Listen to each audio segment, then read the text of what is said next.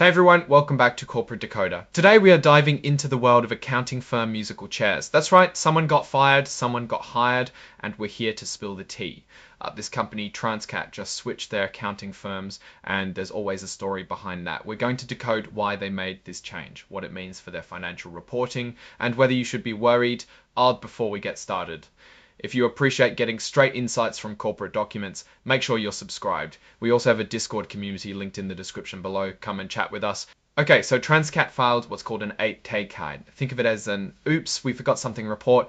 They had already told everyone they were changing accounting firms, but now they are giving us more details. Consider it a clean up on aisle 5 for corporate disclosures. This report is an update to a previous one. Basically, they fired one accounting firm, Freed Maxick, after their audit for the year ending March of 2025 was done. Then they hired Deloitte to take over, starting with the review for the quarter ending June of 2025.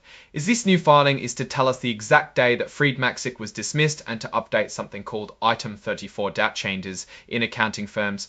So on February 6, 2025, TRANSCAT told Freed Maxick they were fired as soon as they finished the audit for the fiscal year, which ends in March. The audit committee, a group of people on the company's board of directors, approved this decision. Now, here's the date. Freed Maxick finished their audit on May 27, 2025, and that's when they were officially done. During the last 2 fiscal years and the time since then, TRANSCAT says they had no disagreements with Freed Maxick about how to do the accounting, what to show in the financial statements, or how to do the audit. If there had been disagreements that weren't solved, Freed Maxick would have had to mention them in their audit report. They also say there were no reportable events, which are things like the accounting firm telling them their internal controls aren't good enough or that the company can't be trusted. Basically, no major red flags were raised.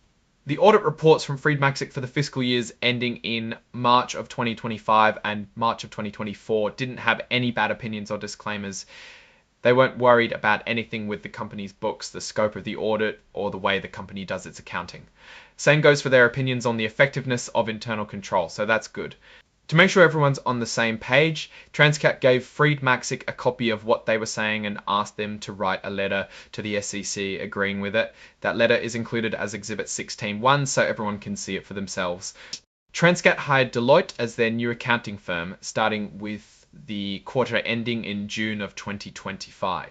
During the last 2 fiscal years and the time since then, TRANSCAT says they didn't talk to Deloitte about any specific accounting issues or what kind of audit opinion they might get. They also say Deloitte didn't give them any advice that was a big deal in making decisions about accounting, auditing, or financial reporting. Basically, they weren't shopping around for a better opinion. They also say they didn't have any disagreements or reportable events with Deloitte either.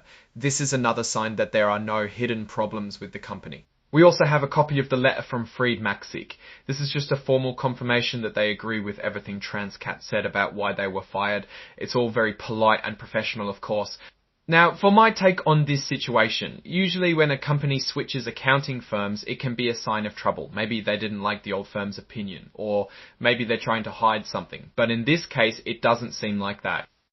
TRANSCAT says they had no disagreements with Freed Maxick, and Freed Maxick agrees. They're hiring Deloitte, which is a much bigger firm. This could mean they're growing and need a more experienced accounting firm. The audit reports from Freed Maxick also didn't have any red flags. They weren't worried about the company's accounting or internal control, so it doesn't look like there's anything to worry about.